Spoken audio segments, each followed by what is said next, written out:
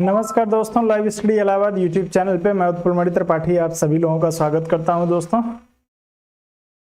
चलें, तो जैसा कि मैं देख पा रहा हूं काफ़ी सारे लोग जो है हमारे साथ जुड़ गए हैं। काफ़ी समय से आप लोग इंतजार कर रहे हैं। तो दोस्तों 5 मिनट जो है वो कनेक्टिविटी को लेके जो है वो थोड़ी बहुत समस्या आती है। इसकी वजह से 2-4 मिनट में लेट हो जाता हूँ, तो उसके लिए आप लोग जो है दोस्तों क्षमा करेंगे। 2-4-5 मिनट का आप लोग जो है वो गैप रखा करें।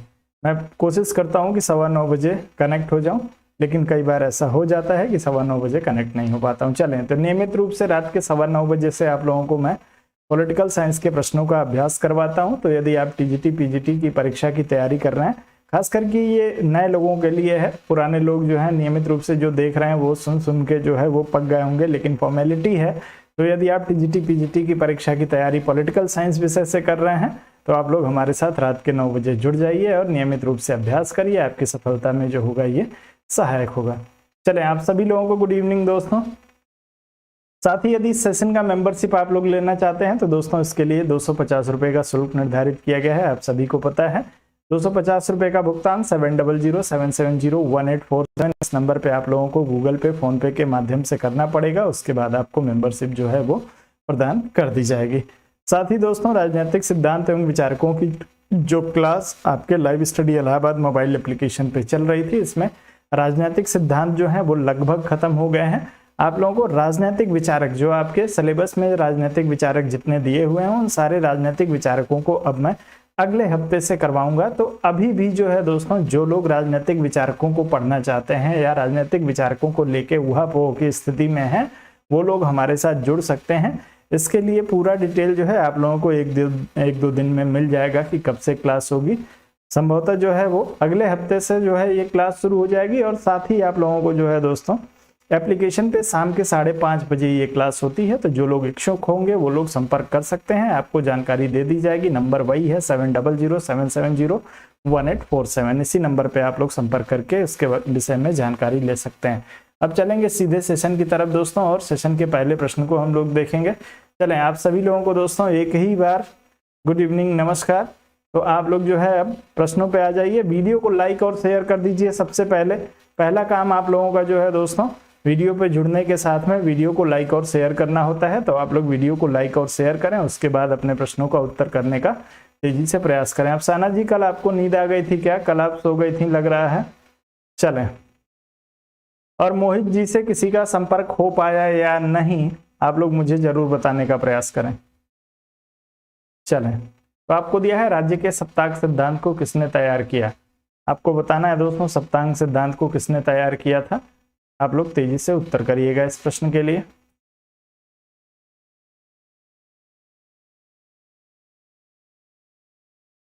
चलें, बहुत ही बढ़िया, सभी लोगों का उत्तर आना शुरू हो गया इस प्रश्न में राज्य के सप्तांक सिद्धांत के लिए। चलें, प्रमोद जी नमस्कार।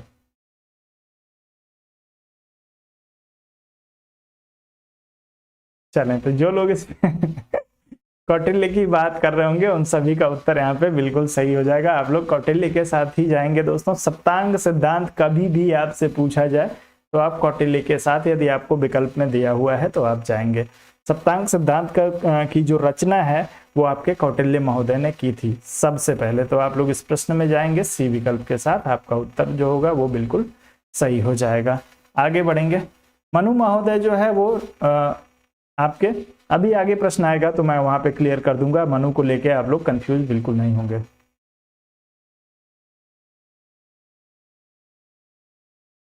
क्या करना है पूजा जी, मैं नहीं समझ पा रहा हूं। आप अपनी समस्या बताएंगी तो मैं उसका समाधान जरूर करूंगा। चलिए, निम्नलिखित में से किसने कहा था मैं जिन भी धार्मिक व्यक्तियों से मिला उनमें से अधिकतर छद्म वेश में राजनीतिज्ञ थे, लेकिन मैं राजनीतिज्ञ का वेश धारण करता हूं जो छद्म वेश में हृदय से एक धार्मिक व्यक्ति है। किसका कथन है दोस्तों? बहुत ही फेमस कथन है। आप सभी लोग तेजी से इस कथन के लिए भी अपना उत्तर करने का प्रयास करिए। चलें, सभी लोग उत्तर करेंगे। वीडियो को लाइक कर दीजिए सभी लोग। अपने पावर कर कमलों से लाइक बटन को स्पर्श करके मुझे कृतार्थ करने की कृपा करें। पूजा जी कह रही है sir screen is not visible. ऐसी समस्या किसी और के साथ हो रही है? एक बार बंद करके दोबारा शुरू करिए। एक बार बंद करके दोबारा शुरू करिए, ऐसी समस्या नहीं हो रही होगी। चलें, ये समस्या आपके फ़ोन की हो सकती है, मेरी तरफ से इसमें जो है वो कोई प्रॉब्लम नहीं है। तो आप लोग उत्तर करेंगे बिपिन चंद्र पाल, CR दास, MK गांधी, MK जिन्ना, चारों में से किसी एक को चुनिए।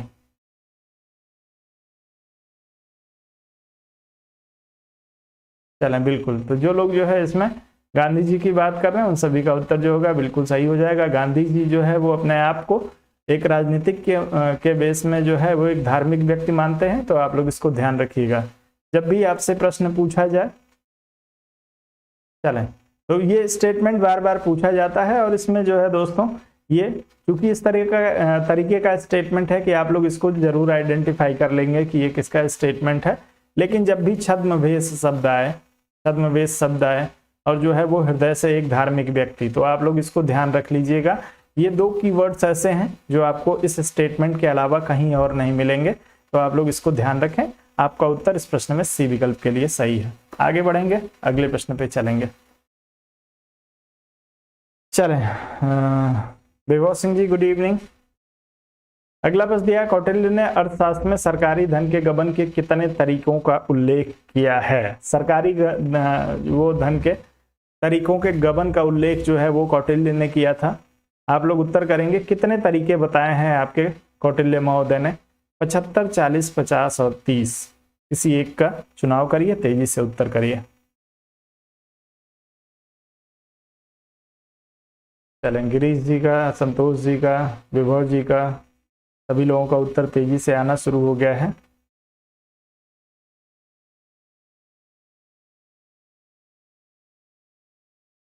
चलें, तो धन के गबन के जो है दोस्तों 40 तरीके जो है वो आपके कौटिल्य महोदय ने बताए हैं। आपका उत्तर इसमें जो होगा बिल्कुल सही हो जाएगा। 40 तरीकों को याद करने की आवश्यकता आपको नहीं है, बस एक बार यदि आपको मिल जाए तो आप लोग पढ़ जरूर लीजिएगा कि धन के गबन के जो 40 तरीके बताए हैं वो कौन कौन से हैं। जैसे जो है कर की चोरी करना, घूस लेना, किसी से पैसा लेके जो है दोस्तों उसका कार्य करना, और जो है वो पैसा लेकर जो आप वेतन प्राप्त कर रहे हैं उस वेतन के अनुरूप, यानी जितना पैसा आपको मिल रहा है उसके अनुरूप आप जो है कार्य नहीं कर रहे हैं, या जो आपको पैसा मिला है उससे जो है आप कम कार्य कर रहे हैं, इस तरीके की चीज़ें जो है वो कर की चोरी करना, ये सभी जो है वो गबन के तरीके में इन्होंने बताया है।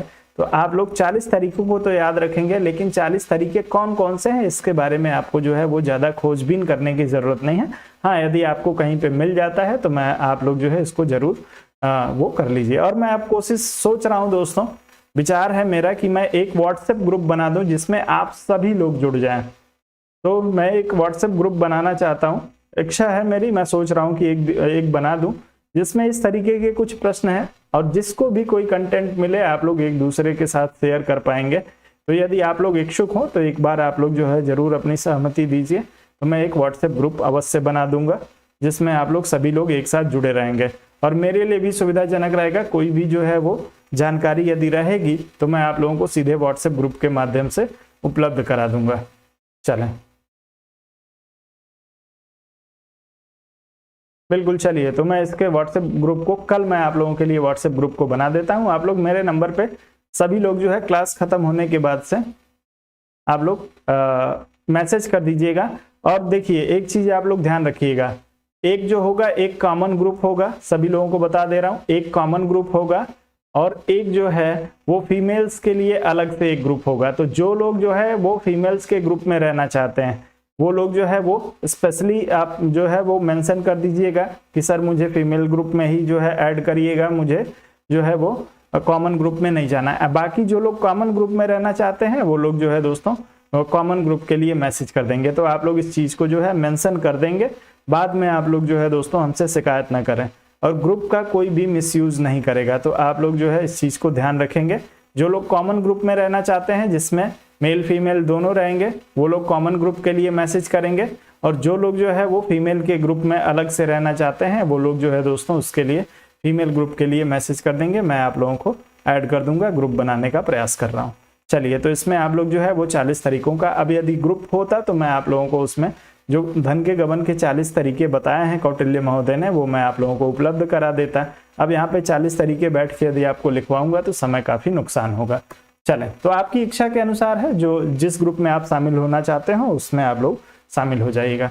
धर्म से रहित राजनीति मात्र कूड़ा है, यह अभिमत किसका है? आप लोग उत्तर करेंगे विवेकानंद, मैकियावेली, महात्मा गांधी और एस राधाकृष्णन। तेजी से आप लोग उत्तर करेंगे इस प्रश्न के लिए। चलें, धन के गबन माफ करेंगे, धर्म से रहित राजनीति मात्र कूड़ा है, किसने कहा है? सामान्य सा प्रश्न है, कई बार पूछा जा चुका है, तो आप लोग तेजी से उत्तर करेंगे।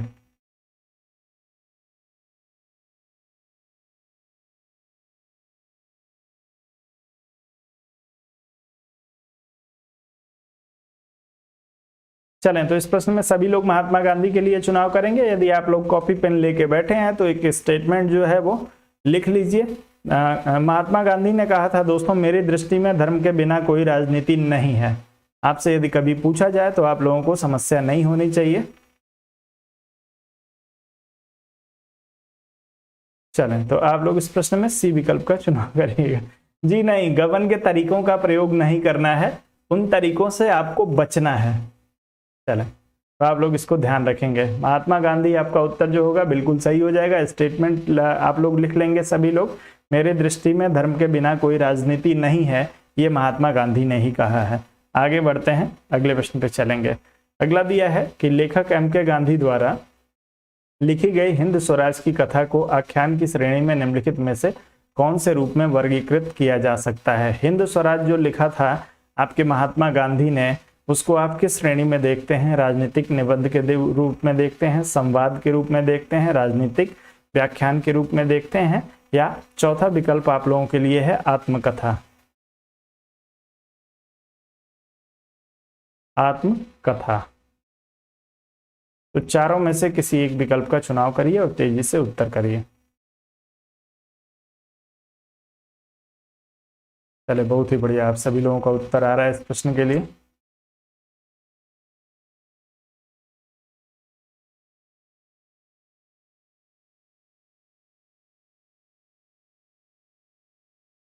चलें, बहुत ही बढ़िया, मैक्सिमम लोगों का उत्तर जो है इस प्रश्न में सी विकल्प के लिए आ रहा है।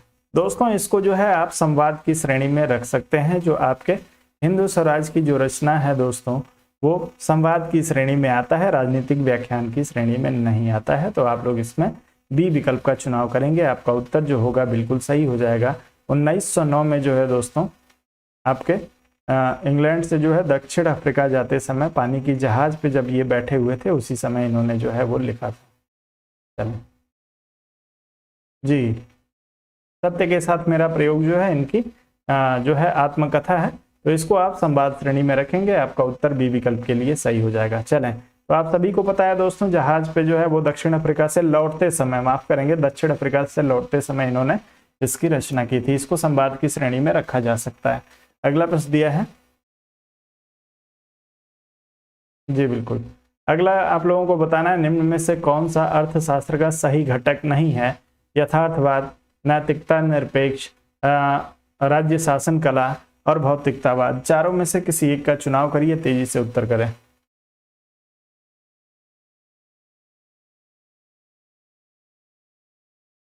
चलें, कोई बात नहीं शिवांगी जी, अभी आप काफ़ी लेट, ज़्यादा लेट नहीं हुई हैं, लेकिन लेट ना किया करिए आप लोग। चलें, तेजी से उत्तर करेंगे। कौन सा इसमें से अर्थशास्त्र का घटक नहीं है? यथार्थवाद, नैतिक निरपेक्ष, नैतिकता निरपेक्ष, राज्य शासन कला या भौतिकतावाद? चलें, तो आप सभी लोगों का उत्तर आ रहा है इस प्रश्न में।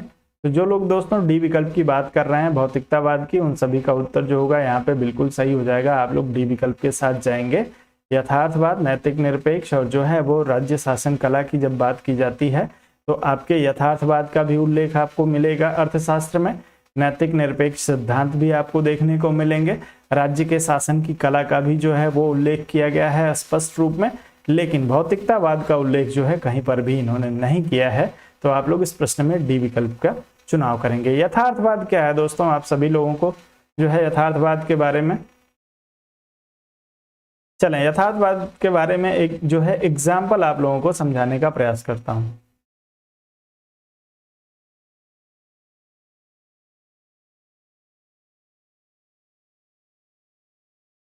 चले, माधुरी दीक्षित से संबंधित कोई जो है वो चलिए कोई बात नहीं।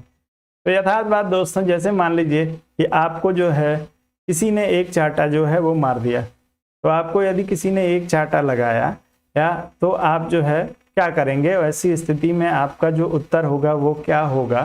तो दो तीन चीजें, परिस्थितियां इस पर डिपेंड करती हैं। यदि सामने वाला आपसे मजबूत है तो आप क्या करेंगे, आप जो है वो उसके लिए कंप्लेन करेंगे, पुलिस में जाके कंप्लेन करेंगे। यदि आपसे जो है वो कमजोर है तो आप उसको पीट देंगे। आप जो है वो जो भी परिस्थिति आपके सामने होगी उस परिस्थिति का सामना करके आप त्वरित जो डिसीजन लेंगे उसी को यथार्थवाद कहा जाता है। तो आप लोग ध्यान रखेंगे, यथार्थवादी विचारधारा का जो है वो कूट कूट के आपको भरमार देखने को मिलेगा आपके कौटिल्य के अर्थशास्त्र में, आपके नैतिकता, निरपेक्ष और राज्य शासन की कला। लेकिन भौतिकतावाद का जो है वो भौतिकवाद का उल्लेख कहीं पर भी नहीं मिला है। तो आप लोग इस प्रश्न में डी विकल्प के साथ ही जाएंगे। आगे बढ़ते हैं, अगले प्रश्न पे चलेंगे। चले अगले प्रश्न में आइए, छोड़ दीजिए अब उसको, यथार्थवाद जब बताएंगे तो यथार्थवाद आप लोगों को डिटेल में बताएंगे। चलिए, निम्नलिखित में से कौन सा जोड़ा सुमेलित नहीं है। आपको बुद्ध धम दिया हुआ है, कौटिल्य राज्य की सात भुजाएं, महावीर निर्माण दिया हुआ है, मनु लोक कल्याणकारी राज्य दिया है। आप लोग उत्तर करने का प्रयास करेंगे।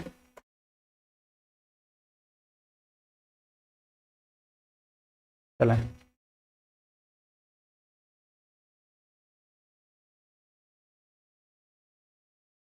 चलें तेजी से आप लोग उत्तर करेंगे। जो लोग डी विकल्प की बात कर रहे हैं वो लोग बताएंगे तब कि मनु ने जो है वो, मनु से संबंधित क्या हो जाएगा। यदि लोक कल्याणकारी राज्य की अवधारणा मनु से संबंधित नहीं है तो आप लोग बताइएगा। चलें, बिल्कुल आप लोगों का डी विकल्प सही हो जाएगा। मनु महोदय जो है वो राज्य के दैवी उत्पत्ति सिद्धांत के जो है वो समर्थक रहे हैं, आपके लोक कल्याणकारी राज्य के समर्थक नहीं रहे हैं। तो आपका बाकी जो है बुद्ध का जो संबंध है वो आपके धम्म से है, बिल्कुल है। कौटिल्य का संबंध जो है वो सात भुजाओं का उल्लेख जो है, चले सात भुजाओं का उल्लेख जो है कौटिल्य महोदय ने किया था, कल ही मैंने आप लोगों को लिखवा दिया है। और महावीर महोदय है वो निर्माण के लिए, निर्माण की बात करते हैं, निर्माण के लिए जो है वो जैन धर्म में कैवल्य शब्द का प्रयोग किया है। आप लोग ध्यान रखिएगा, कोई जरूरी नहीं है कि निर्माण आपको लिखा हुआ मिल जाए। यदि कैवल्य भी मिले तो आप लोग महावीर के साथ ही जाएंगे। कैवल्य जो है वो काया कलेश के माध्यम से जो है वो शरीर को त्यागना होता है। अगले प्रश्न पे चलेंगे। अगला प्रश्न जो आपको दिया है वो कूट के रूप में दिया हुआ है। कूट को आप लोग जो है वो सुमेलित करेंगे, अपना तेजी से उत्तर करेंगे इस प्रश्न के लिए भी आप सभी लोग, तेजी से करिए। आपको महात्मा गांधी दिया है, जयप्रकाश नारायण, जवाहरलाल नेहरू, विनोबा भावे, सर्वोदय, पंचशील, न्यासिता, संपूर्ण क्रांति। इसको सुमेलित कर दीजिए और तेजी से उत्तर करिए।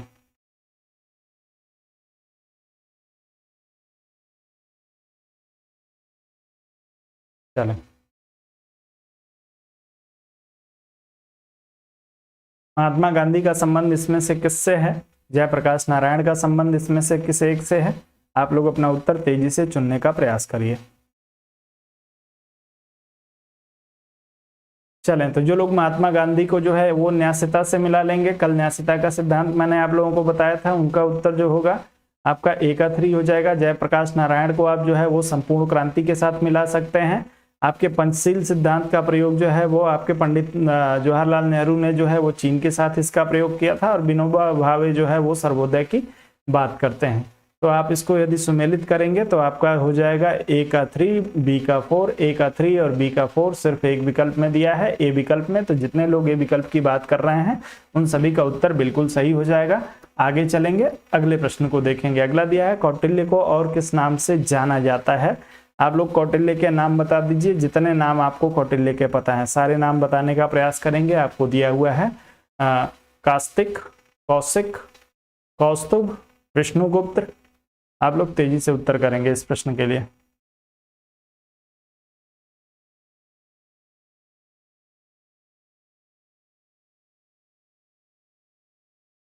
थोड़ा सा लाइक और शेयर करिए दोस्तों, अपने जो है वो पावन हाथों का प्रयोग करिए,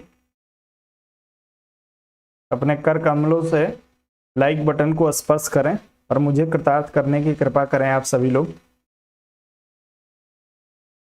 चलें, आप सभी लोगों का उत्तर जो है इस प्रश्न में डी विकल्प के लिए आ रहा है, विष्णुगुप्त के लिए। तो कौटिल्य का जो है एक नाम कौटिल्य है, दूसरा विष्णुगुप्त है और तीसरा नाम जो है इनका चाणक्य है। अलग अलग स्रोतों में जो है के माध्यम से अलग अलग नाम जो है आपको देखने को मिलते हैं। तो तीनों में से कोई भी नाम आए तो आप लोगों को कंफ्यूज नहीं होना है। कौटिल्य, विष्णुगुप्त या चाणक्य, ये सभी जो है एक ही व्यक्ति के नाम है, अलग अलग स्रोतों में जो है दोस्तों अलग अलग उल्लेख मिलता है। आगे बढ़ेंगे, अगले प्रश्न पे चलेंगे। अगले प्रश्न पे चलते हैं। मनु का राज्य की उत्पत्ति का सिद्धांत है क्या है? शक्ति, दैवीय, सामाजिक समझौता या विकासवादी? तेजी से उत्तर करें।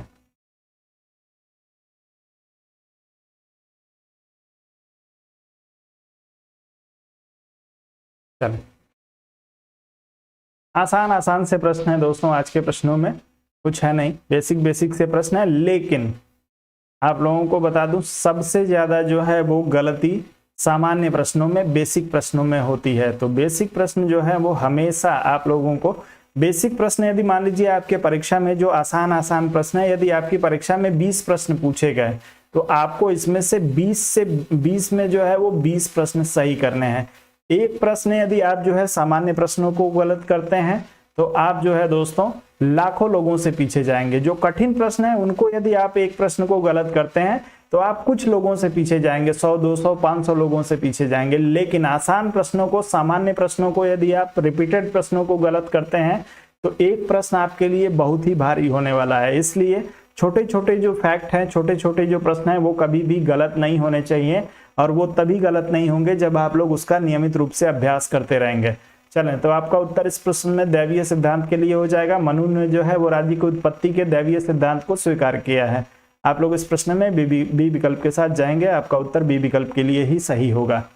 जब भी आप लोग जो है दोस्तों कभी एग्जाम, यदि कोई भी एग्जाम आपने दिया है और मेरिट के काफी नजदीक यदि आप रहे हैं तो आपने एक चीज महसूस किया होगा कि कुछ प्रश्न जितने से आप मेरिट से दूर रह गए उससे अधिक प्रश्न जो है आप लोगों ने सामान्य प्रश्नों को गलत किया है।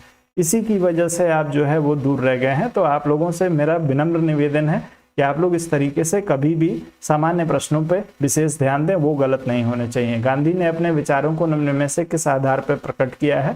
पंथ, वाद, रूढ़ि और प्रयोग, चारों में से किसी एक का चुनाव करें। तेजी से उत्तर करें।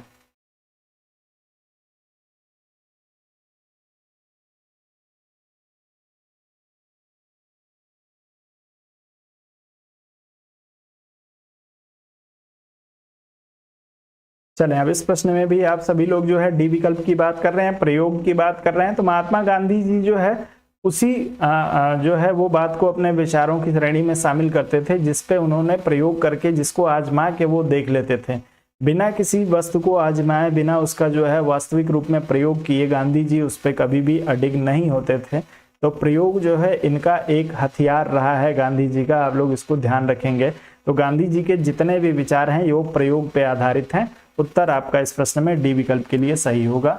आगे बढ़ते हैं, अगला प्रश्न आपको दिया है, निम्नलिखित में से कौन राजधर्म के सिद्धांत का प्रतिपादक है? राजधर्म के सिद्धांत का प्रतिपादक अब आप लोगों से पूछा गया है, आप लोग उत्तर करेंगे। कौटिल्य, मनु, नारद और शुक्र में से किसी एक को चुनिए और तेजी से उत्तर करिए। राजधर्म के सिद्धांत का प्रतिपादन किसने किया था?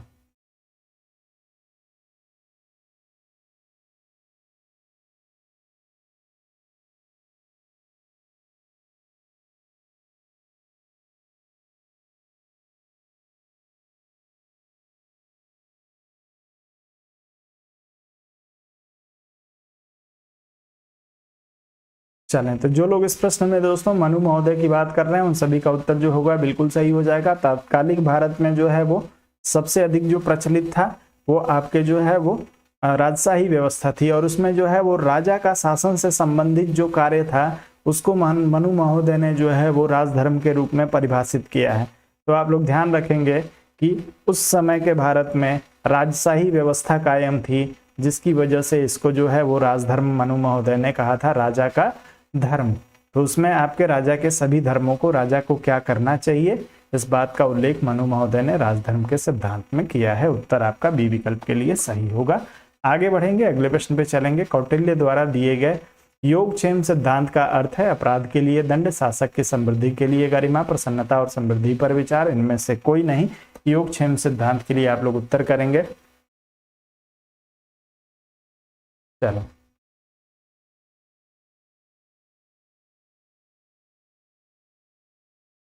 चलें, 2 घंटे जो है इकोनॉमिक्स की भी जो है वो आप प्रैक्टिस करती हैं, कोई बात नहीं है।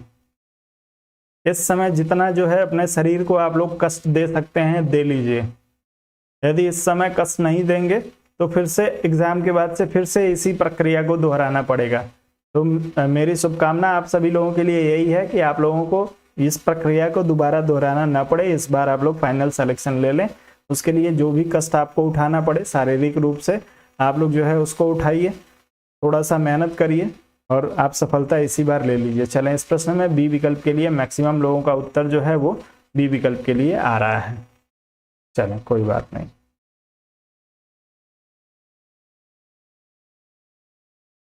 यानी आप लोगों ने जो है योगक्षेम सिद्धांत को पढ़ा नहीं है। उत्तर सभी लोगों का गलत आ रहा है, इसमें से कोई नहीं है। योगक्षेम सिद्धांत का जो है वो अर्थ कोई नहीं है। योगक्षेम का अर्थ होता है अच्छा प्रशासन।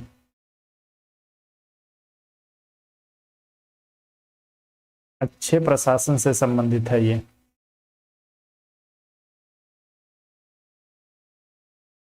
तो आप लोग इसको ध्यान रखेंगे। आप सभी का उत्तर इस प्रश्न के लिए गलत हो गया है। आप लोग ध्यान रखिएगा, योगक्षेम का मतलब जो होता है वो आपके अच्छे प्रशासन से होता है। योग्य क्षमता वाला व्यक्ति जो है वो अच्छा प्रशासन कर सकता है। इस तरीके से आप लोग इसको ध्यान रखेंगे। आपका उत्तर इस प्रश्न में डी विकल्प के लिए सही होगा, इनमें से कोई नहीं। आगे बढ़ते हैं। अगला दिया है निम्नलिखित में से कौन सा एक महात्मा गांधी की होम रूल की संकल्पना, जिसकी हिंद स्वराज के रूप में जो है वो हिंद स्वराज के में रूपरेखा दी गई है, वह भाग नहीं है। आत्मनिर्भरता, संसदीय शासन, सामाजिक सुधार और आपको दिया है ग्राम स्वराज्य। चारों में से किसी एक का चुनाव करिए, तेजी से उत्तर करिए। आप लोग उत्तर करते रहिए, थोड़ा सा बस आप लोग धैर्य बना के रखेंगे।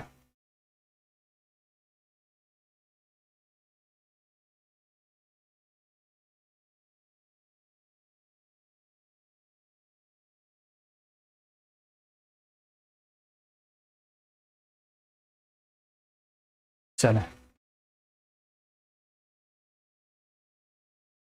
सुनील जी नमस्कार। चलें, तो जो लोग इसमें संसदीय शासन की बात कर रहे हैं उनका उत्तर जो होगा बिल्कुल सही हो जाएगा। आपसे पूछा है कौन सा नहीं है, हिंद स्वराज की रूपरेखा में कौन सा से नहीं दिया गया है, तो आपके आत्मनिर्भरता, आपका जो है वो सामाजिक सुधार और ग्राम स्वराज, ये सभी संकल्पनाएं आपको देखने को मिलेंगी। संसदीय शासन इसलिए नहीं क्योंकि जो है वो महात्मा गांधी जो है वो राजनीतिक व्यवस्था के घोर विरोधी थे, इसलिए उनको जो है वो आपके अराजकतावादी की श्रेणी में रखा जाता है। तो आप लोग इस प्रश्न को ध्यान रखेंगे। महात्मा गांधी जो है वो अराजकतावादी विचारक हैं और वो राज्य को स्वीकार नहीं करते हैं और ना ही राजनीतिक व्यवस्था को स्वीकार करते हैं, इसलिए आपके संसदीय जो शासन है वो इसका अंग नहीं होगा। उत्तर बी विकल्प के लिए सही हो जाएगा। आगे बढ़ेंगे, अगला प्रश्न दिया है आपको कि निम्नलिखित में से कौन सा एक गांधी के स्वराज की अवधारणा है। गांधी के स्वराज की अवधारणा, इसमें से आप सभी लोग चुनेंगे दोस्तों। कानून का शासन, योग्य व्यक्ति का शासन, स्वशासन, सत्ताधारी का शासन। आप लोग उत्तर करेंगे। स्वराज की अवधारणा क्या है, इन चारों में से किसी एक का चुनाव करिए, तेजी से उत्तर करिए।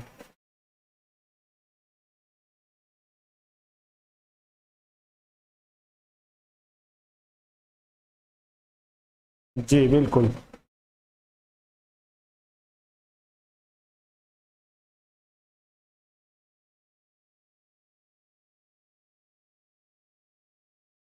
चलें, तो जो लोग इसमें जो है वो स्वशासन की बात कर रहे होंगे उन सभी का उत्तर जो होगा वो बिल्कुल सही हो जाएगा। आप लोग सी विकल्प के साथ जाएंगे। आपका सी विकल्प इस प्रश्न के लिए बिल्कुल सही है। आपके महात्मा गांधी के स्वराज की जो अवधारणा है वो स्वशासन पे आधारित है। और ये स्वशासन किस पे आधारित है? स्वशासन जो आधारित है वो नैतिकता पे आधारित है। व्यक्ति के जो है वो सर्वांगीण विकास की बात करते हैं। जब व्यक्ति का नैतिक विकास हो जाएगा तो व्यक्ति जो है वो अपनी नैतिकता के आधार पर स्वशासन व्यवस्था को जो है वो संचालित करेगा। उत्तर आपका सी विकल्प के लिए सही होगा। अगले प्रश्न पे चलते हैं। अगला प्रश्न आपको दिया है, कौटिल्य समर्थक था राजतंत्र का, सीमित राजतंत्र का, मंत्रिमंडलीय व्यवस्था का, उपरोक्त में से कोई नहीं, चारों में से किसी एक का चुनाव करिए और तेजी से उत्तर करिए। कौटिल्य महोदय जो है वो किसके समर्थक रहे हैं? चलो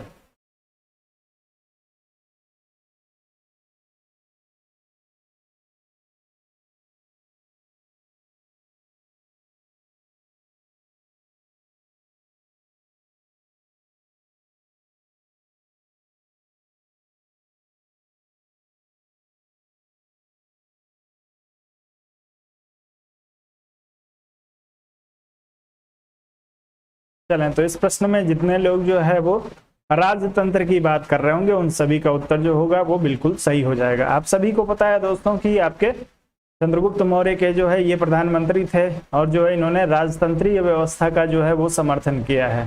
तो सबसे बड़े जो समर्थक हैं वो आपके राजतंत्र के रहे हैं। आप लोग इसमें राजतंत्र के साथ जाइएगा। सीमित राजतंत्र का चुनाव बिल्कुल ना करें दोस्तों।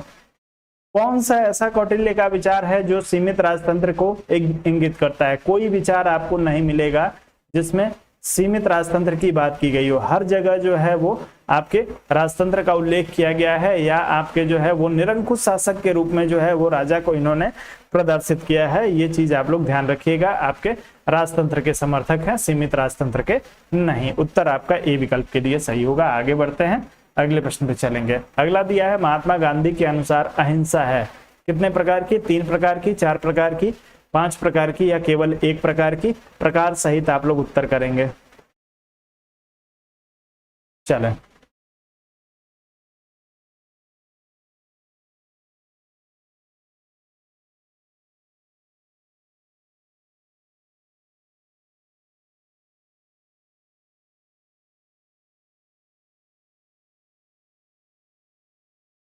कमलेश जी आपको किसी ऑथेंटिक किताब में यदि आपको मिल जाए तो आप मुझे भेज दीजिएगा।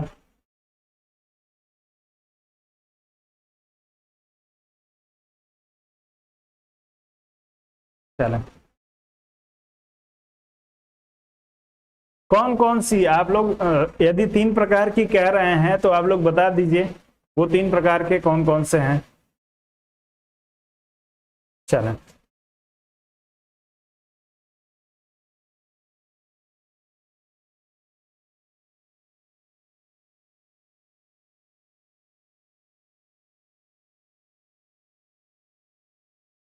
चलें,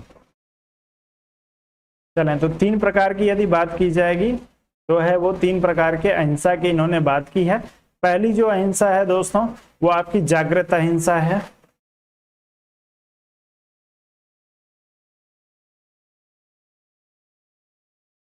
जागृत अहिंसा की बात की है इन्होंने। दूसरी कायरों के अहिंसा की बात की है।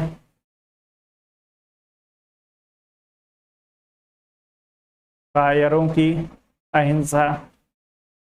और तीसरी जो बात की है दोस्तों इन्होंने औचित्यपूर्ण अहिंसा।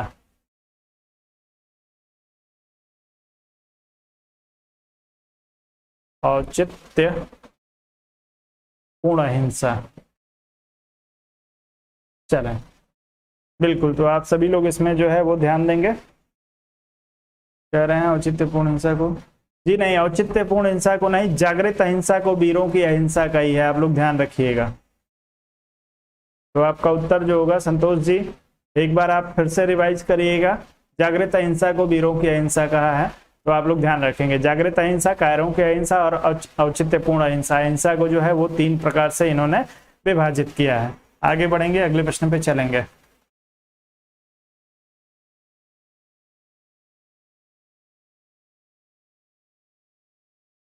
अगला प्रश्न दिया, निम्न में से जो है किसने कहा है कि धर्म से वंचित राजनीति एक मृत्यु जाल है क्योंकि यह आत्मा का हनन करती है? गांधी, तिलक, कौटिल्य और मनु। चारों में से किसी एक को चुन लीजिए।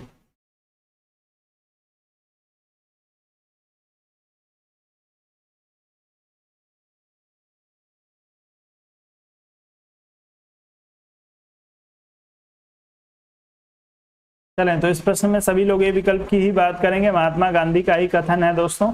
बार बार आपसे कह रहा हूं कि इन्होंने जो है इस बात की घोषणा की थी कि मेरे लिए धर्म के बिना जो है वो कोई राजनीति नहीं है, धर्म से अलग जो है कोई राजनीति नहीं है। धर्म के साथ जो है वो राजनीति को जोड़ के देखना चाहते थे। इनका जो धर्म है दोस्तों वो आपका हिंदू धर्म, मुस्लिम धर्म, ईसाई धर्म नहीं है। इनके धर्म शब्द का मतलब जो है वो किस चीज से है, मैंने कल ही आप लोगों को बताया था। इनके धर्म का मतलब आध्यात्मिकता है, आध्यात्मिकता की बात करते हैं ये। चलें, धर्म और आध्यात्म में अंतर होता है, इस चीज को आप सभी लोग समझते होंगे। ए विकल्प आपका जो होगा वो बिल्कुल सही होगा। आगे बढ़ेंगे, अगले प्रश्न पे चलेंगे। अगला दिया है, कौटिल्य के अनुसार राजा का मुख्य कार्य है।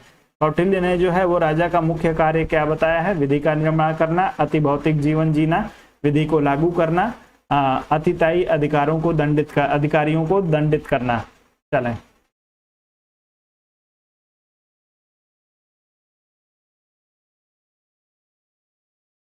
चलें,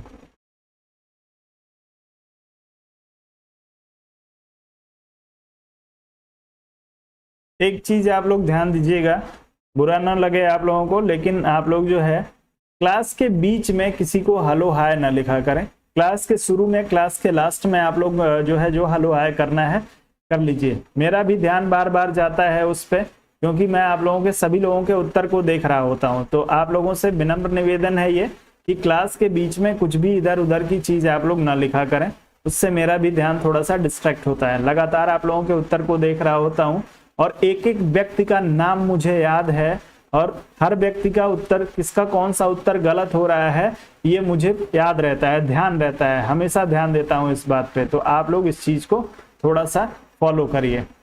क्लास है, क्लास के बाद से आप जो है थोड़ी बहुत जो है वो आप लोग अपने में आपस में बातचीत कर सकते हैं, इसमें कहीं कोई समस्या नहीं है, लेकिन आप लोग जो है क्लास में ये सब ना किया करें।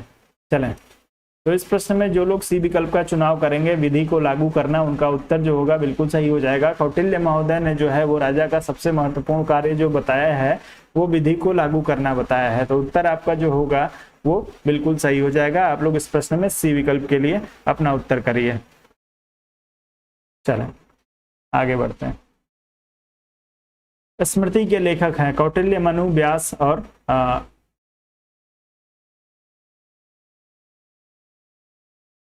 तेजी से चारों विकल्प का चुनाव करिए। रोहित जी क्या जानना चाह रहे हैं, हमको भी बता दीजिए, कह रहे हैं। स्मृति के लेखक हैं कौटिल्य, मनु, व्यास और कामंदक।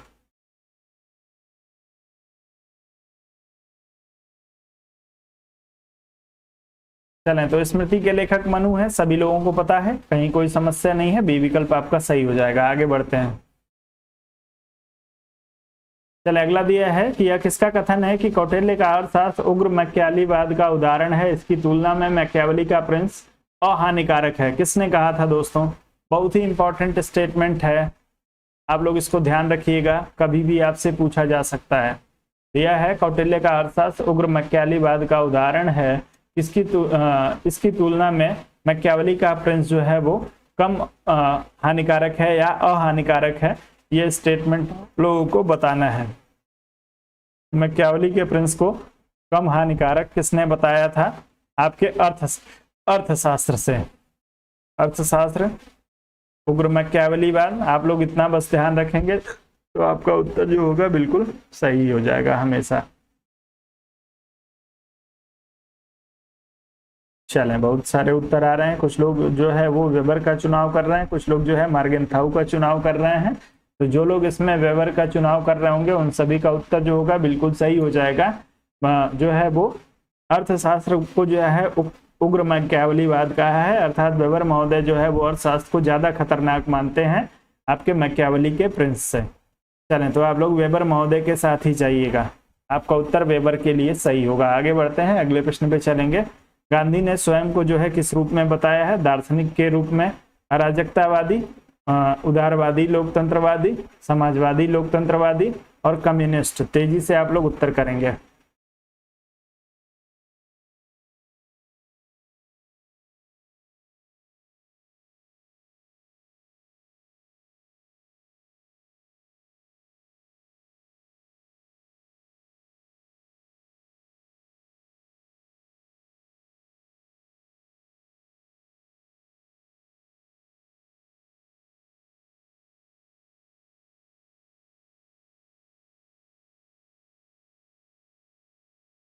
चलें तेजी से उत्तर करें।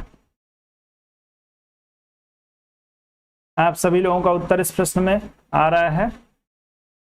चलें, तो जो लोग इसमें दार्शनिक के रूप में अराजकतावादी की बात कर रहे होंगे उन सभी का जो होगा उत्तर बिल्कुल सही हो जाएगा। और एक चीज और ध्यान रखिएगा, महात्मा गांधी ने जो है अपने आप को समाजवादी भी बताया है, लेकिन लोकतांत्रिक समाजवादी नहीं कहा है। यदि इस लोकतंत्र को हटा दिया जाए तो आप लोग जो है वो, महात्मा गांधी ने एक जगह कहा था कि मैं कट्टर समाजवादी हूं। स्टेटमेंट आप लोग लिख लीजिए, किसने कहा है कि मैं कट्टर समाजवादी हूं? महात्मा गांधी ने कहा है कि मैं कट्टर समाजवादी हूं। चलें, ध्यान रखेंगे। महात्मा गांधी ने स्वयं जो है इस बात का उल्लेख किया है, धवन ने कहा है वो अलग बात है, लेकिन महात्मा गांधी जी ने जो है वो स्वयं अपनी आत्मकथा में इस बात को स्वीकार किया है कि मैं दार्शनिक के रूप में अराजकतावादी हूं। इस चीज को ध्यान रखेंगे। और जो है वो मैं एक कट्टर समाजवादी हूं, ये भी महात्मा गांधी ने ही कहा है। तो आप लोग दोनों चीजों को ध्यान रखिएगा। यदि आपको कभी अराजकतावादी न दे और आपसे पूछ दे कि किसने कहा है कि मैं कट्टर समाजवादी हूं, तो आप लोग जो है उसको ध्यान रखिएगा। जी, नेहरू जी भी, नेहरू जी है जो है वो लोकतांत्रिक समाजवाद के समर्थक रहे हैं। जी बिल्कुल, नेहरू ने भी किया है, लेकिन वो लोकतांत्रिक समाजवाद, और इन्होंने जो है वो कहा है कि मैं कट्टर समाजवादी हूँ। दोनों में अंतर है। मैं उस वर्ग से आता हूँ जो प्रजातंत्र पर उसी प्रकार एवं प्रजातंत्र पर सभी प्रकार एवं आकार के एकाधिकारवाद को समाप्त करने का पक्षधर है। अंबेडकर ने निम्न में से किस अवसर पर यह वक्तव्य दिया था? तेजी से उत्तर करेंगे।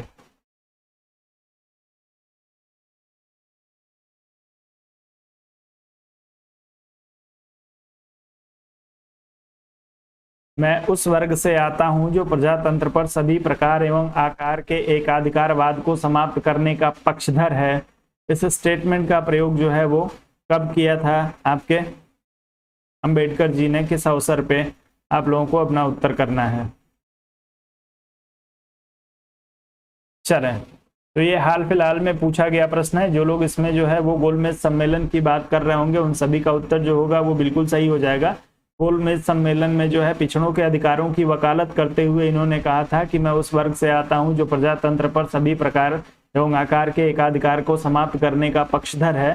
तो आपका ये स्टेटमेंट जो है वो 1932 में जो 1931-32 में जो गोलमेज सम्मेलन हुए थे, किस सम्मेलन का है ये स्पेसिफिक कहीं जो है वो अभी नहीं मिला है। यदि किसी को पता होगा तो आप लोग जरूर एक दूसरे के साथ शेयर कर दीजिएगा, लेकिन मुझे जो है वो नहीं मिला है कि पहले, दूसरे या तीसरे किस सम्मेलन में इस स्टेटमेंट का इन्होंने प्रयोग किया था। अब किसी ने पूछ दिया है, किसी जो है वो किसी ने किसी किताब में जरूर लिखा होगा, लेकिन मुझे नहीं मिला है ये। तो आप लोगों को किसी ने पढ़ा होगा तो आप लोग जरूर बता दीजिएगा। अगले प्रश्न पे चलेंगे। अगला दिया है कि निम्न में से कौन पुस्तक एम.एन. राय द्वारा नहीं लिखी गई है? कौन सी पुस्तक एम.एन. राय ने नहीं लिखी है? आपको इंडिया इज ट्रांजिशन आपको दिया हुआ है, India today, India's problem and it's solutions, 1 year of non cooperation. चलें, तेजी से उत्तर करेंगे।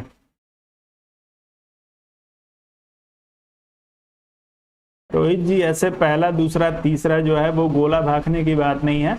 आपके पास किसी किताब का एविडेंस होगा तो मुझे भेज दीजिएगा। गोला ना आप लोग भागिए, सोखा ना बनिए कि पहले में, दूसरे में, तीसरे में।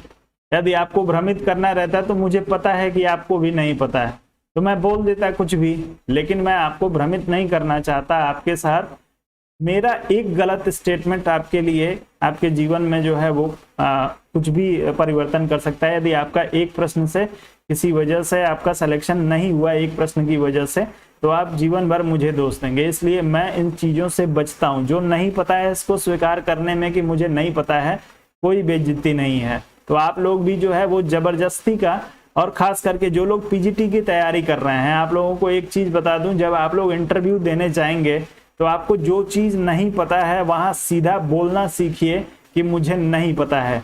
यदि आप गोला भागना शुरू करेंगे, इधर उधर यदि आप एग्जामिनर को घुमाएंगे, तो आप जो है वो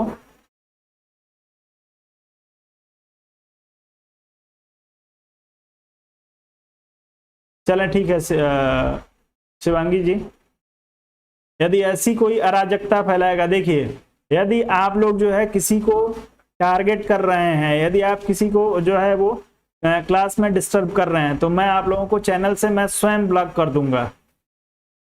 आप लोग अपनी आदत में, आप शिक्षक बनने के लिए तैयारी कर रहे हैं, ये शिक्षक का जो है वो शिक्षक का लक्षण नहीं है, ये टपोरियों वाला लक्षण है। जो आप लोग जो है यदि किसी को बार बार डिस्टर्ब कर रहे हैं, यदि कोई भी ऐसा कार्य कर रहा है, तो आप लोग अपनी आदत में सुधार कर लीजिए।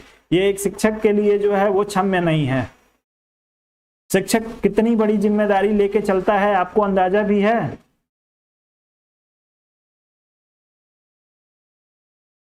शिक्षक का चरित्र जो होना चाहिए वो उसका आदर्श होता है।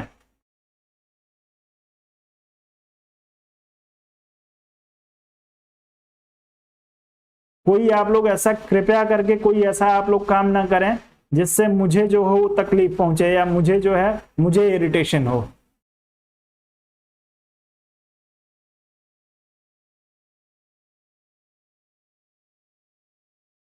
एक शिक्षक की जिम्मेदारी, यदि आप शिक्षक बनना चाहते हैं तो सबसे पहले आपको अपने व्यक्तित्व में शिक्षक के जो गुण हैं वो ले आने पड़ेंगे। यदि आपके व्यक्तित्व में शिक्षक का गुण नहीं है तो आप कभी शिक्षक नहीं बन पाएंगे, कोई भी हो।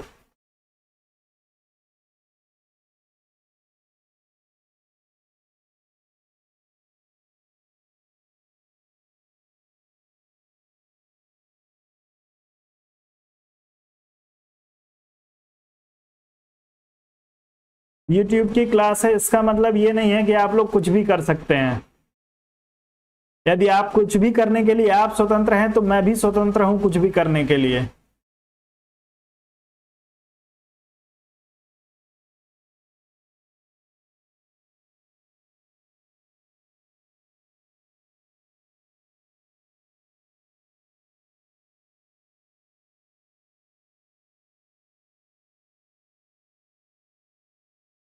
बोलना बहुत कुछ चाहता हूं, लेकिन यदि बोल दूंगा तो बहुत बुरा लग जाएगा आप लोगों को, तो मुझे उकसाया ना करें। आप लोग इग्नोर करता हूं बहुत सारी चीजों को, लेकिन आइंदे से कोई भी जिसको मेरी क्लास देखनी है देखे, नहीं देखनी है मत देखे, लेकिन मेरी क्लास में कोई भी इस तरीके की शैतानी नहीं करेगा। खास करके किसी भी फीमेल कैंडिडेट को यदि आप लोग टारगेट कर रहे हैं या उसको जो है बार बार परेशान कर रहे हैं, चाहे आप हालचाल ही पूछ रहे हो, मर्यादित भाषा में ही पूछ रहे हो, लेकिन ये जो होगा मेरी क्लास में चल नहीं पाएगा।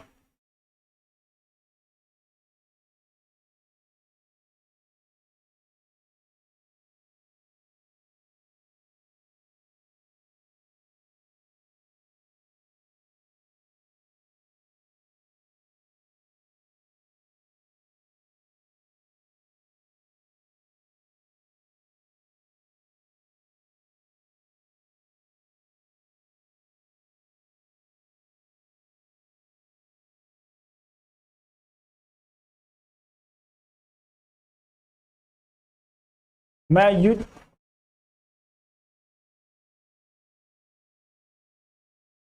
आवाज नहीं आ रही है मेरी? आ रही है आवाज? आ तो रही है।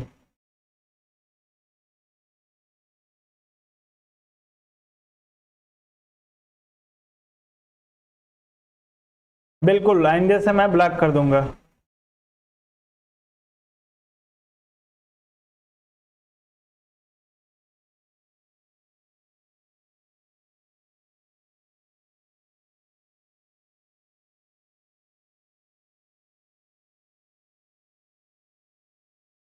चलें, प्रश्न का आप लोग उत्तर करिए। एम.एन. राय द्वारा नहीं लिखी गई है कौन सी पुस्तक? India in transition, India today, India's problem and it's solution, 1 year of non cooperation. चले, अब कोई किसी से नहीं पूछेगा क्या हुआ क्या नहीं हुआ, क्लास पे आप लोग ध्यान दीजिए।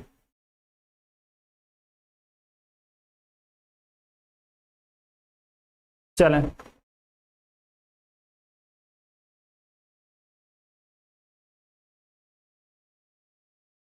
उत्तर करिए तेजी से। एक बार रिदम टूट जाता है ना तो फिर मन खराब हो जाता है। चलें, कोई बात नहीं है। ये होता रहता है। ऐसे बहुत सारे लोग हैं, बहुत सारे लोगों के अंदर ऐसे संस्कार हैं जो इस तरीके के कार्य करते हैं, लेकिन कोई बात नहीं है।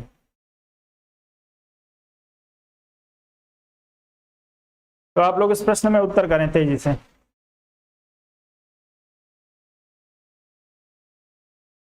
चलें, तो जो लोग इसमें इंडिया टुडे की बात कर रहे होंगे, इंडिया टुडे जो है वो रजनी पालम की लिखी हुई किताब है। रजनी पालम। आपका उत्तर इस प्रश्न में बी विकल्प के लिए सही होगा। आगे बढ़ते हैं। अगला प्रश्न, एम एन राय का सामयिक वैज्ञानिक मानववाद अन्य जो है किस रूप में जाना जाता है? मार्क्सवाद, नवमानववाद, रूढ़िवाद, रूढ़िवादी मार्क्सवाद या वैज्ञानिक समाजवाद? तेजी से उत्तर करेंगे।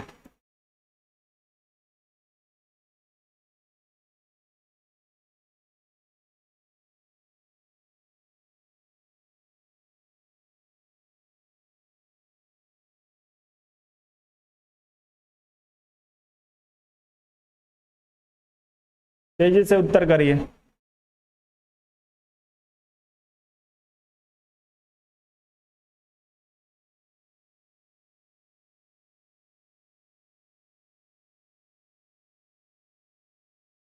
वैज्ञानिक मानववाद को किस नाम से जाना जाता है?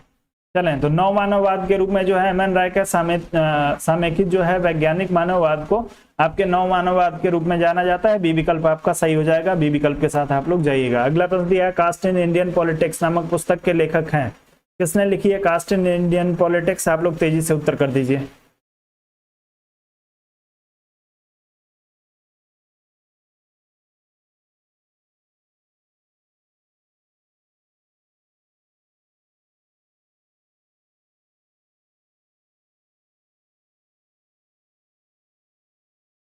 उत्तर तेजी से करें।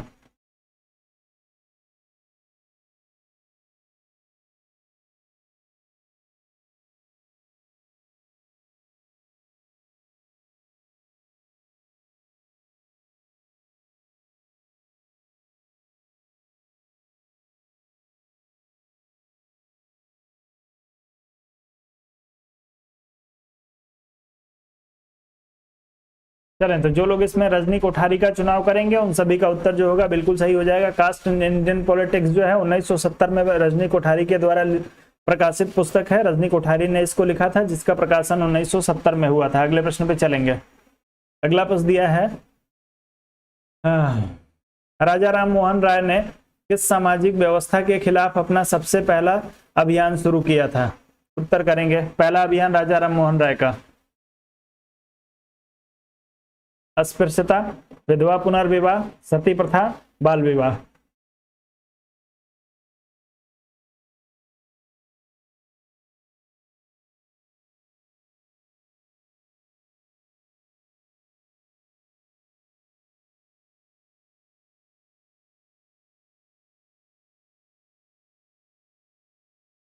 जी नहीं है, आप लोगों को घबराने की जरूरत नहीं है। जो जितने आप सभी लोग जो है वो एक शिक्षक के लिए जो है वो शिक्षक बनना चाहते हैं, तो मेरा सुझाव आप लोगों के लिए रहेगा कि सभी लोग एक शिक्षक के गुण अपने अंदर जो है वो विकसित करिए। बाकी जो है डरने की कोई बात नहीं है, मैं भी इंसान हूँ। हाँ, थोड़ा बहुत जो है मूड मेरा भी खराब होता है, गुस्सा आता है कुछ चीज़ों पे। अब एक उम्र हो गई है, एक उम्र के बाद इंसान को जो है वो थोड़ा बहुत जागरूक हो जाना चाहिए, थोड़ा बहुत जिम्मेदार हो जाना चाहिए। लेकिन बहुत सारे लोग ऐसे हैं कि जो है वो किसी भी उम्र में उनके ऊपर कोई फर्क नहीं पड़ता है। यहाँ पे कोई जो है वो 17 साल का नहीं होगा, सबकी उम्र जो है वो एक 25 के ऊपर ही होगी। तो 12 से 17 साल के जो लड़के होते हैं, जिसको जो है वो युवा अवस्था कहा जाता है जो है, तो उसमें थोड़ा बहुत यदि शरारत कोई करता है तो समझ में आता है। चलें, इस प्रश्न में जो लोग सती प्रथा की बात करेंगे उन सभी का उत्तर जो होगा बिल्कुल सही हो जाएगा। 1928 में सती प्रथा के खिलाफ जो है इन्होंने अभियान शुरू किया था। आपका उत्तर इस प्रश्न में जो होगा वो बिल्कुल सही हो जाएगा, जो लोग इसमें सी विकल्प की बात कर रहे हैं।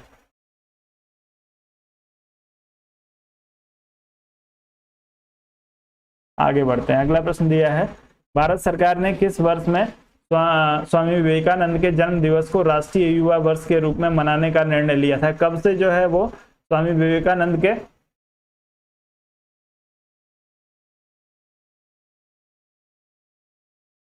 चले,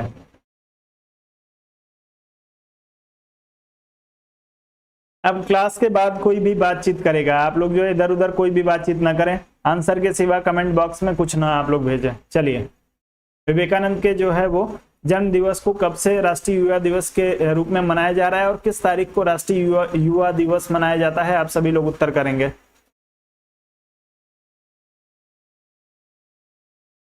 चलें, तेजी से उत्तर करिए।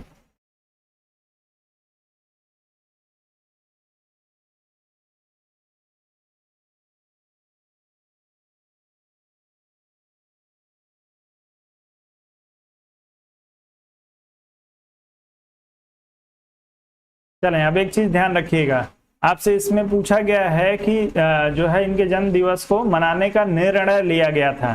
तो जब आपसे निर्णय पूछा जाए तो आप 1984 का चुनाव करेंगे। पहली बार कब मनाया गया? तो 1985 में 12 जनवरी 1985 को पहली बार जो है वो आयोजित किया गया था। 12 जनवरी 1985 को पहली बार जो है युवा दिवस के रूप में मनाया गया। आपका उत्तर जो होगा बी विकल्प के लिए सही हो जाएगा, जो लोग इसमें बी विकल्प की बात कर रहे होंगे। आगे बढ़ेंगे, अगले प्रश्न पे चलेंगे।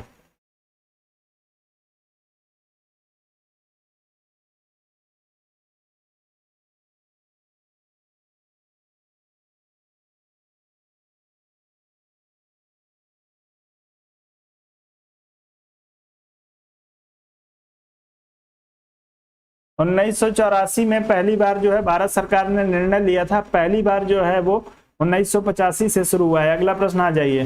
Society for right to die with dignity का गठन किया गया था किसके द्वारा? जयप्रकाश नारायण, मीनू मसानी, कृष्णा अय्यर, मेघा पाटेकर। तेजी से उत्तर करें इस प्रश्न के लिए।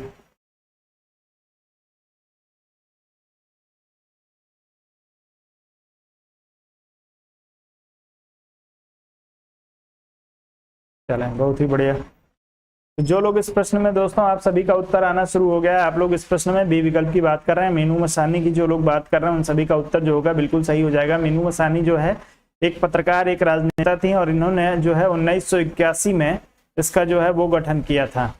Society for right to die with dignity, इसका जो गठन है 1981 में आपके मसानी के द्वारा किया गया था। जो लोग इसमें बी विकल्प की बात कर रहे हैं उत्तर बिल्कुल सही हो जाएगा। आगे बढ़ते हैं। अगला प्रश्न दिया है, जयप्रकाश नारायण को भारत रत्न से कब सम्मानित किया गया था? 1999, 1998, 1997, 1996। किसी एक विकल्प का चुनाव करिए, तेजी से उत्तर करिए। वीडियो को लाइक कर दीजिए दोस्तों, जितने सारे लोगों ने अभी तक वीडियो को जो है वो लाइक और शेयर नहीं किया है, आप सभी से निवेदन है कि वीडियो को लाइक और शेयर करें।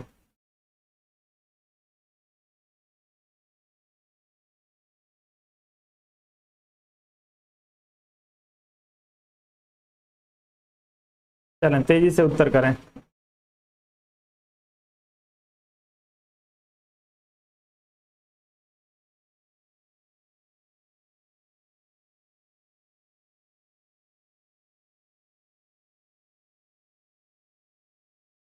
चलें, तो जो लोग इस प्रश्न में ए विकल्प का चुनाव कर रहे होंगे उन सभी का उत्तर सही हो जाएगा। 1999 में जो है वो भारत रत्न से सम्मानित किया गया था जयप्रकाश नारायण जी को। तो जो लोग इस प्रश्न में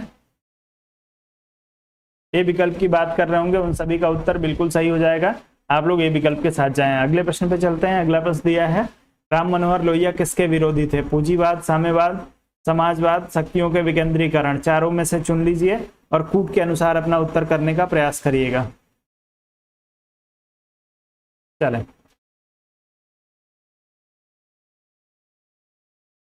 चलें, बहुत बहुत धन्यवाद जिन लोगों ने लाइक कर दिया।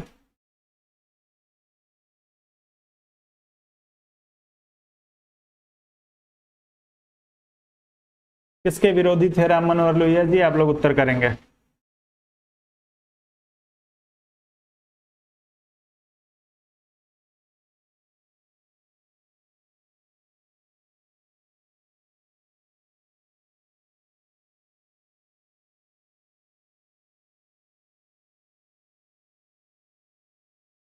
चलें, तो सभी लोग जो है ए विकल्प की बात कर रहे हैं। पूंजीवाद और समाजवाद इन दोनों के जो है वो विरोधी रहे हैं साम्यवाद के। साथ में आपको जो है समाजवाद और शक्तियों का विकेंद्रीकरण दिया है। तो आपके जो है आप सभी को पता है ये आपके संपूर्ण क्रांति का नारा दिया था। समाजवाद की स्थापना के लिए शक्तियों के विकेंद्रीकरण का जो है इन्होंने समर्थन किया है। जब पूंजीवाद का कोई भी विरोध करेगा, पूंजीवाद में जो है वो पूंजीपतियों के पास जो है वो शासन सत्ता जो रहती है, पूंजीवाद का जब व्यक्ति विरोध करता है तो वो किस में जाएगा, वो शक्तियों का विकेंद्रीकरण करना चाहता है, इसीलिए जो है वो पूंजीवादी व्यवस्था का विरोध कर रहा है। तो आपके साम्यवाद और शक्तियों के विकेंद्रीकरण का इन्होंने समर्थन किया था, और आपके पूंजीवाद और साम्यवाद माफ करेंगे, समाजवाद और शक्तियों के विकेंद्रीकरण का इन्होंने समर्थन किया, और आपके साम्यवाद व पूंजीवाद का इन्होंने घोर विरोध किया था। ये शोषण का जो है वो एक तरीका है, इसलिए इन्होंने जो है वो इन दोनों का विरोध किया। आपका उत्तर ए विकल्प के लिए सही होगा। अगले प्रश्न पे चलते हैं। अगला दिया है जी, निम्न में से कौन से समाचार पत्र तिलक से संबंधित नहीं है? इसमें से कौन कौन सा समाचार पत्र ऐसा है जो तिलक से संबंधित नहीं है? आप लोगों को कमेंट करना है। आपको 4 जो है वो पत्रिकाएं दी हैं, केसरी, मराठा, सुधारक और हरिजन। तेजी से उत्तर करेंगे। जी, लोहिया ने जो है वो साम्यवाद को तूफानी पेट्रोल कहा है, बिल्कुल सही कहा है।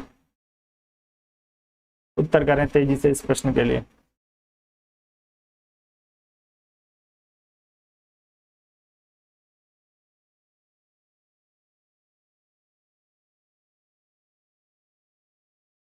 चलें,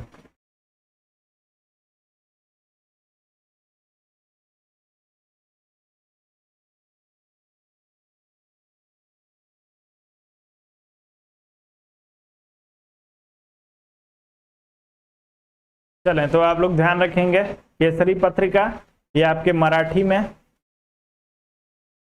प्रकाशित होती थी, और जो आपकी मराठा पत्रिका है ये आपके अंग्रेजी में प्रकाशित होती थी।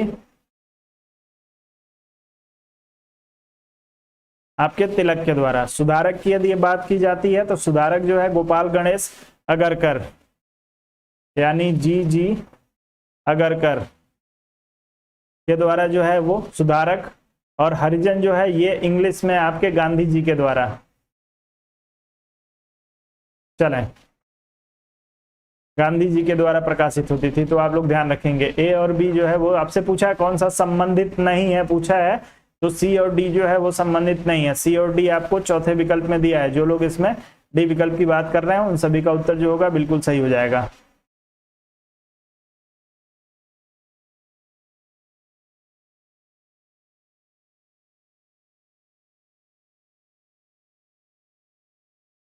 आगे बढ़ते हैं। अगला दिया, जयप्रकाश नारायण की आत्मकथा किसने लिखी है? स्वयं जयप्रकाश नारायण ने, राम वृक्ष बेनापुरी ने, विनोबा भावे ने, और नंबूदरीपाद ने। चारों में से कौन है जो इसका रचनाकार है? जयप्रकाश नारायण की आत्मकथा जो है किसने लिखी है? आप लोग तेजी से उत्तर करेंगे।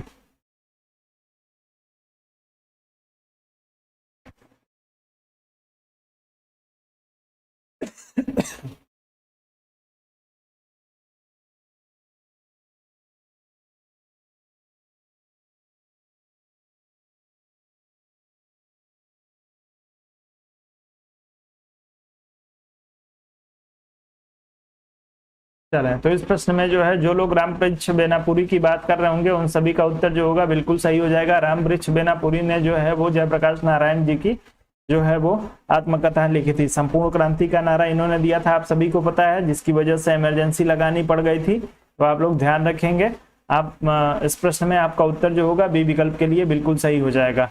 और जयप्रकाश नारायण का जो जन्म हुआ था वो बिहार में हुआ था, ध्यान रखेंगे आप सभी लोग का, एक बार जो है वो पूछा गया है। सारण जिला है, बिहार के सारण जिले में जो है इनका जन्म हुआ था। आगे बढ़ेंगे, अगले प्रश्न पे चलेंगे। अगला दिया है, निम्न में से जो है किसने सर्वोदय को जन समाजवाद का है? सर्वोदय को जन समाजवाद के रूप में किसने परिभाषित किया है? आप लोगों को बताना है। आचार्य कृपलानी, एम.एन. राय, महात्मा गांधी, जयप्रकाश नारायण। चारों में से किसी एक का चुनाव करिए। तेजी से उत्तर करेंगे।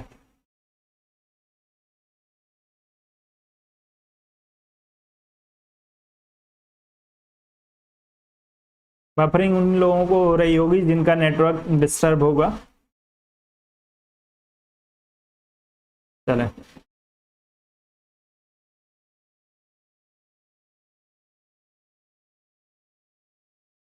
सर्वोदय को जन समाजवाद किसने कहा है?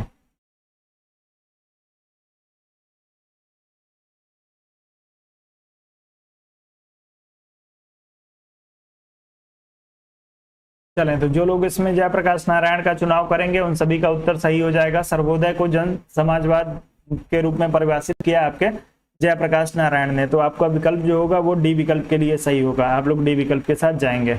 आगे बढ़ते हैं, अगले प्रश्न पे चलेंगे।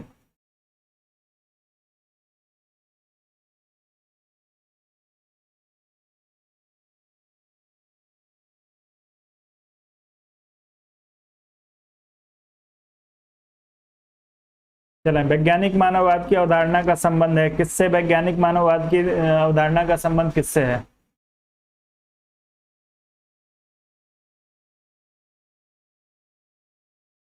पूजा जी, उसके लिए मैं कुछ नहीं कर सकता।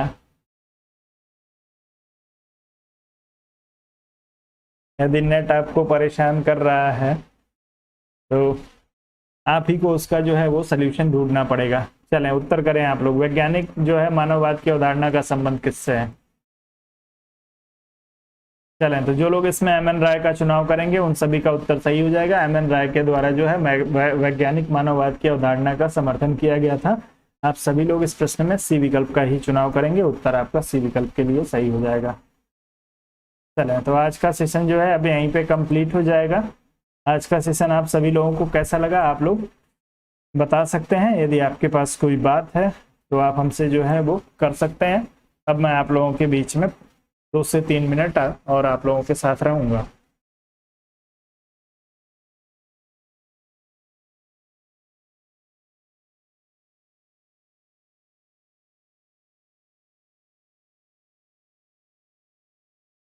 चलें दोस्तों, जाते जाते वीडियो को लाइक और शेयर करके ही आप लोग जाइएगा, जिन लोगों ने अभी तक वीडियो को लाइक और शेयर नहीं किया होगा।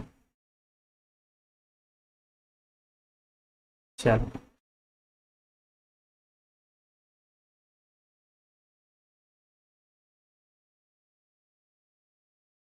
चलो, थोड़ा सा लाइक और शेयर करने पे आप लोग जो है विशेष ध्यान दीजिए। कम से कम वीडियो को शेयर आप लोग अवश्य करें। वीडियो को शेयर करने में आप लोग बिल्कुल भी हिचकिचाए ना। कल क्लास, जी मैक्सिमम संभावना है कि कल आप लोगों की क्लास लूंगा।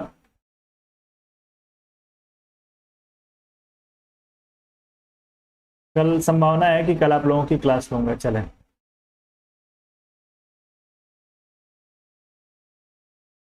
चलें, कोई बात नहीं। पूजा जी जो है आप क्लास को दोबारा देख लीजिएगा, यूट्यूब पे आपको मिल जाएगी।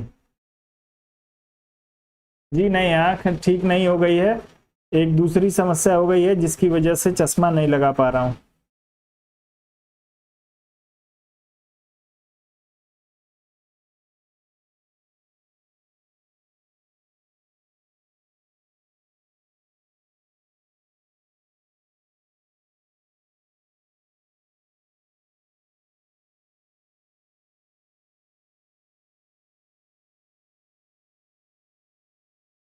राष्ट्रपति जो होता है वो राज्य का प्रधान होता है, सरकार का नहीं। सरकार का प्रधान जो होता है वो पीएम होता है।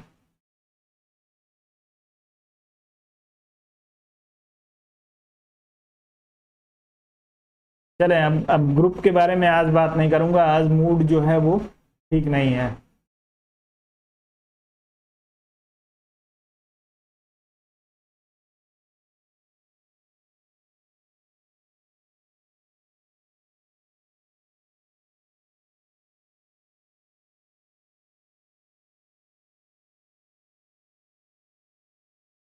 चलें प्रमोद जी, कोशिश कर रहा हूं मैं उसके लिए। क्या करूं, समय मैनेज नहीं कर पा रहा हूं।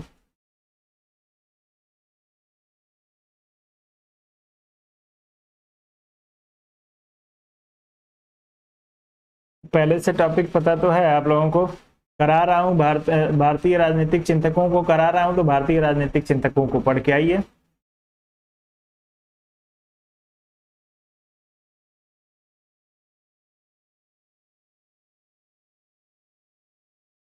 सरकार का प्रमुख जो होता है वो प्रधानमंत्री होता है। राष्ट्र का प्रमुख जो होता है वो राष्ट्रपति होता है।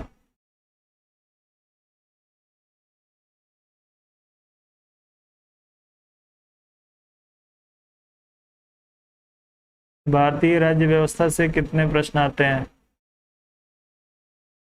40 के आसपास, 35 से 40 प्रश्न आते हैं।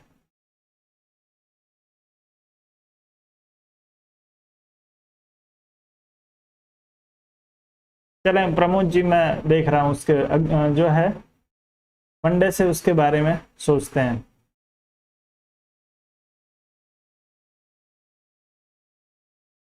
चलें, और भी किसी के पास? अरे दोस्त, टॉपिक पहले से ही तो पता है आपको, कहाँ मैं कह रहा हूँ। अब जो है भारतीय राजनीतिक चिंतकों को करा रहा हूँ, अब एक टॉपिक से जो है वो सारे, एक टॉपिक में कितने प्रश्न होंगे? 10-15 मैक्सिमम प्रश्न तो रिपीट होते हैं।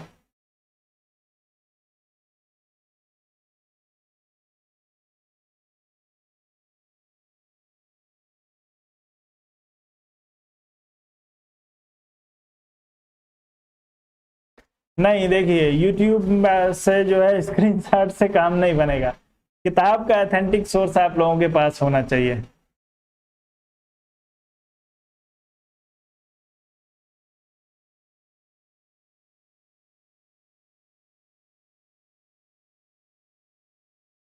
लगभग आधे आधे प्रश्न दोनों सेक्शन से आते हैं, कभी थोड़ा बहुत ऊपर नीचे थोड़ा बहुत होता रहता है।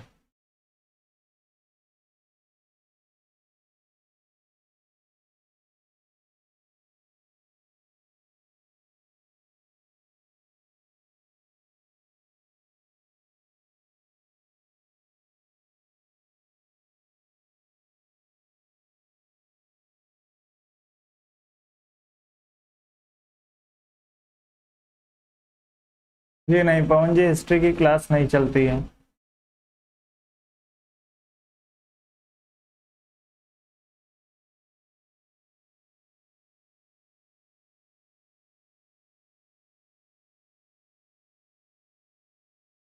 लाल बहादुर जी यदि बता रहे हैं तो लाल बहादुर जी से सोर्स मांग लीजिए, लाल बहादुर जी आपको सोर्स उपलब्ध करा देंगे।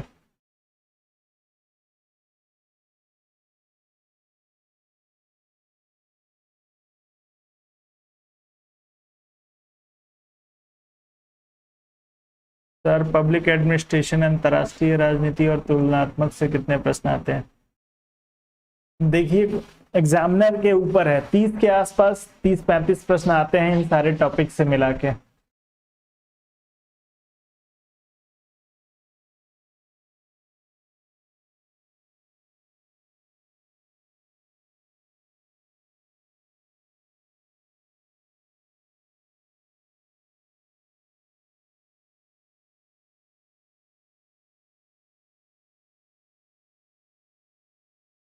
चलें, कोई किसी को सलाह ना दे, आप लोग जो है वो सलाह देने का काम अभी यहाँ मेरा है, तो अभी लोग आप लोग जो है मेरे ऊपर छोड़ दीजिए।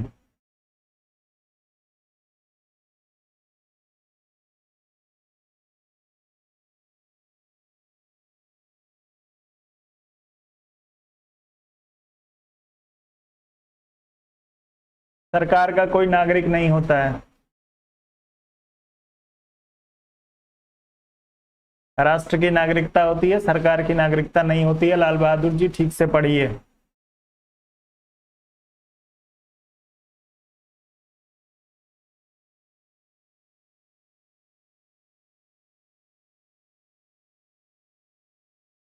जी बिल्कुल पवन जी, जा सकते हैं, स्वतंत्र है। चलिए, अब आप लोग मुझे भी अनुमति दे दीजिए।